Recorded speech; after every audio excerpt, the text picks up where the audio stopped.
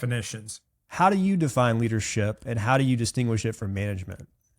Okay, wow. So this is probably a great place for my standard disclaimer. And I would ask your audience to please do not misinterpret the brevity of my response to the magnitude of the question. Like that we could spend a lot of time and energy on that.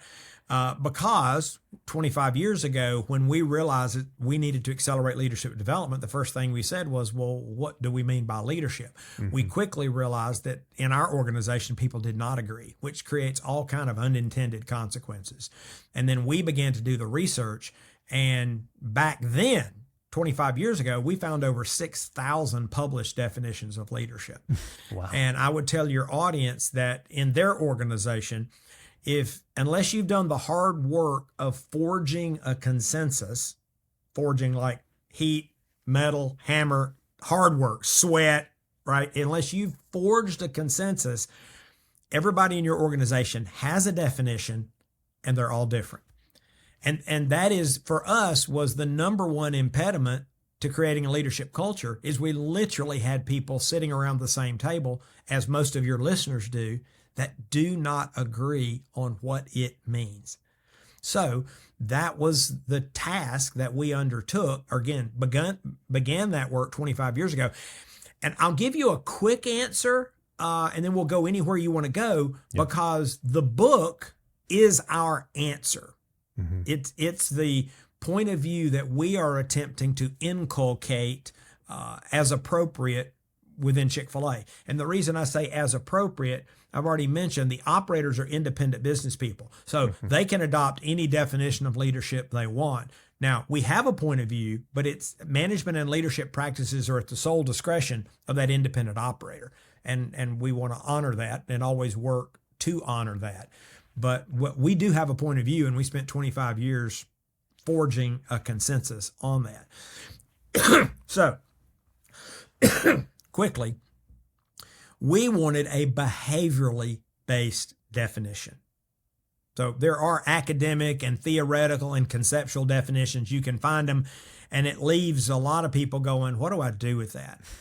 We stumbled upon research that says in the general population, 7% of people can take a principle and turn it into a practice. But 93% need you to be more descriptive. And so we said, let's don't play into that with our definition. And so we came up with 5 fundamentals, and I can hit them really quick. You stop me if you want. But when you say, what's your definition of leadership? Leaders see the future. Leadership always begins with a picture of a future. If you read anything in the leadership space, you'll often see that referred to as vision, but it starts there. People say, is this most important? Well, it's first among equals, because if you're not trying to accomplish something, if you're not trying to go somewhere, then I would argue by definition, you're not leading. This could answer or begin to answer your question about management. Management tends to be about today and contain. And leadership is about the future and release, right? If I'm a manager, I'm trying to control something. And I would argue, again, there's no consensus on this language, but people don't want to be managed anyway. People want to be led. I'd say let's manage a budget. Let's manage a property. Let's manage our resources. But I would much rather lead people. But it tends to be more focused on today. So the first fundamental is they see the future. The second is they engage and develop others. And we've got to create the conditions that enable and encourage people to contribute fully to the work of the organization. And engagement is a direct reflection of leadership. Now, I believe there are some that would say engagement is the game. I don't think engagement's the game. Performance is the game, but engagement is one of those key enablers. So, engage and develop others. The third fundamental is to reinvent continuously. Leaders understand that progress is always preceded by change. Again, that's another distinction. A lot of managers aren't trying to reinvent anything. They're trying to control it. They're trying to Like, let's manage this thing. Let's get the process under control. Well, if you're making widgets and you've got a machine and you got an assembly line, you want the process under control. You might need a manager there to do that. But leaders understand that if you want different outcomes, you're going to actually have to do something different. Your systems, structure, beliefs, and behaviors, your current systems, structures, beliefs, and behaviors are perfectly aligned for the outcomes that you're now enjoying. So what are you willing to change? So we could talk more about that if you want to, but that's the third fundamental. The fourth is to value results and relationships. And I would go out on a limb and say this will be the most challenging for the vast majority of your listeners. I would go as far as to say 95%. Now, I don't have any hard data on that. I've just been sharing this concept with leaders globally for 25 years, and they tell me this is the hardest one. Now, let me give you my explanation for why I believe that's true. Most leaders have a natural bias. They are either more results-oriented or more relationship-oriented. Now, I do think there could be 5% plus or minus who have an equal measure of both. And my standard line is, I don't like those men and women because that means leadership is easier for them. For the rest of us, we've got to figure out how do we value both. And so there's actually a process that we teach so that a leader, not changing your hardwiring, not changing your DNA, not changing your personality, you are who you are. But if you want to be an uncommon leader, you're going to have to find a way to value both. And when you do, you release that tension, because there is tension when you're trying to value results in relationship, but there's energy and there's power in that tension. Just a quick sidebar, Jim Collins, the management and leadership guy, is a friend of mine and a friend of Chick-fil-A's. He wrote about this years ago in organizations that were wildly successful. And he said they embraced the genius of the and. Love that. When you take two things that from time to time are in conflict and you find a way to do both, you release untapped potential. Well, I think valuing results in relationships is actually a perfect example of that. So the fifth and final fundamental is to embody a leader's heart. Now, our picture of leadership is an iceberg. And those first four fundamentals are above the waterline. And embody the leader's heart is below the waterline. And some of you listening will remember, they tell me I studied this in fifth grade. I don't remember that, but I do know that about 10% of the iceberg is above the waterline and about 90% is below. We think that's a great picture of leadership. And you're saying, wait a minute, does that mean the leader's heart is like a big deal? Yeah, it's a really, really big deal. Now, I was sharing this on a podcast not a few weeks ago, and my host said, well, I appreciate the spirit of that, but he said, your number's wrong.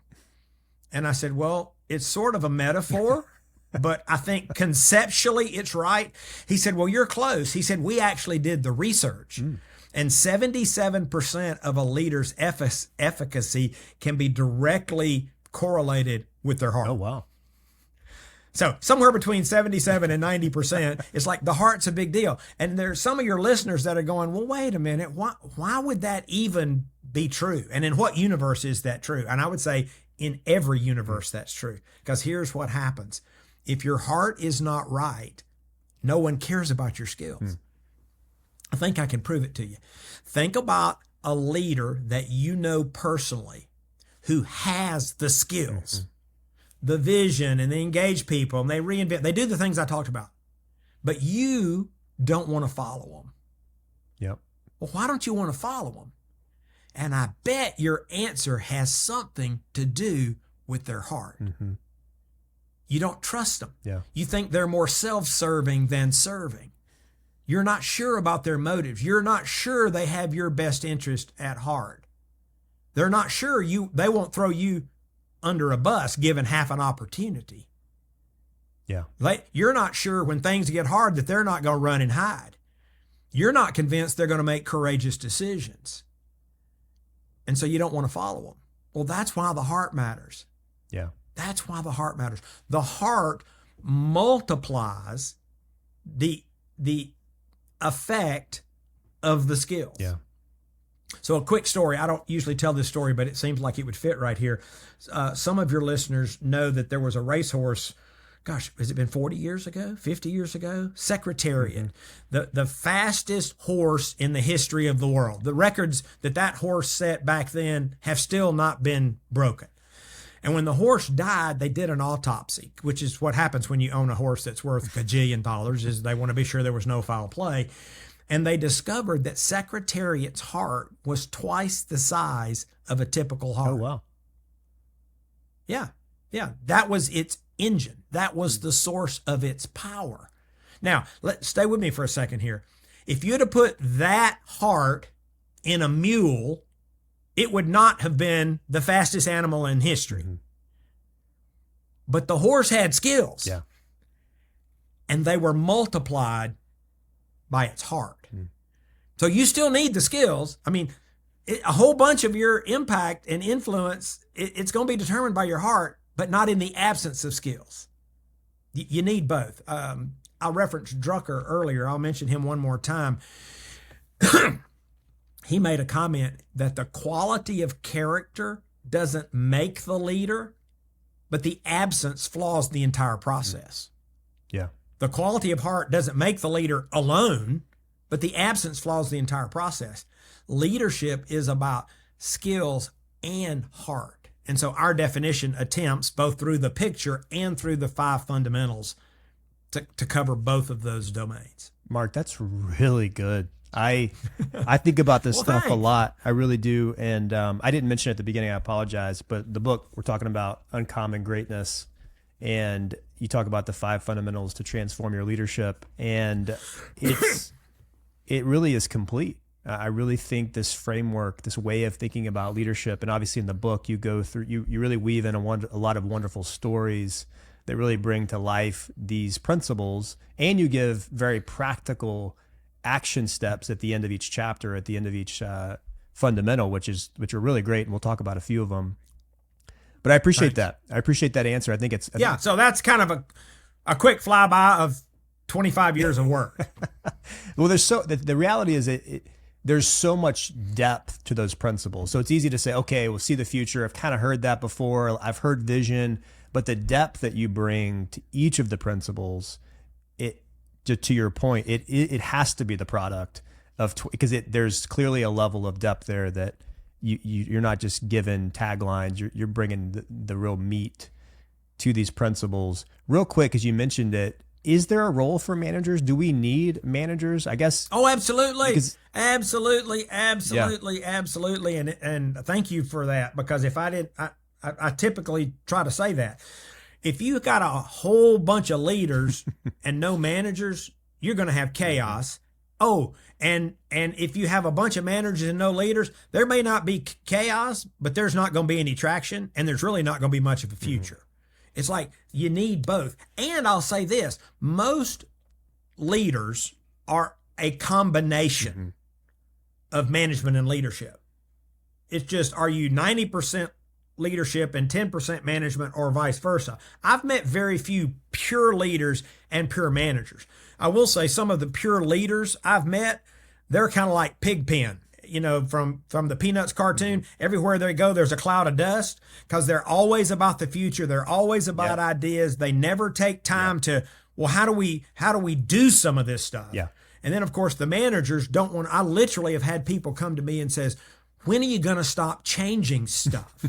Please, when are you going to? And I said, when I die. Or you die. You won't know that I'm changing stuff. But no, progress is always preceded by change. So I'm bringing that, but this person was going, don't change anything. Well, they were 100% manager. I bias toward leadership. I do try to understand the importance and significance of management, because again, I think I'm a huge fan of teams. And I think if you build a team well, you're going to have a blend. And what you do is you end up elevating both the leadership and management quotient, because 3 or 4 leaders at this level and 3 or 4 managers at this level, and you get together and everybody gets better on both. Yeah. I mean, somebody's got to say, how are we going to do this? And somebody's going to have to say, this is too much. We got to chop this up in pieces. Those tend to be those that have more of a managerial mindset. Yeah, and I think that's... You absolutely have to have both. Yeah, I think that's such an important concept of a team. and also, like, we need both, to your point, but also both people should feel valuable. We need the manager because, man, we got to have some people managing this process. And then we need the visionary leader to take us forward and help us see the future and transform. Yeah. Give you an example. And this might, this I think would be close. So pre-pandemic, one of our visionary leaders said, we need an app. Well, we had a bunch of people who had built our systems, and they're going, no, we just need the latest software on our cash registers. Like, we're trying to get the money and count the money and take the credit cards and do that as efficiently as possible. And these aren't mutually exclusive, by the way. And it was this visionary leader who had enough authority to go, well, we're going to do this. Now, we'll keep working on the new software, but we're going to build something for the future. Yeah. And we worked on it for several years. And I would say that's one of the reasons that we fared as well as we did during the pandemic, because that app was able to help facilitate transactions. Well, we started on it years before. And so the principle that I share with leaders is you need to dig your well before you're thirsty. Yeah. But that was not because the managers wanted to do it. They wanted to just update the software and be sure their cash registers would take credit cards. It's like, well, yeah, you got to do that, but we've also got to plan a future too. Because if you don't create your own future, your competition would love to create your future.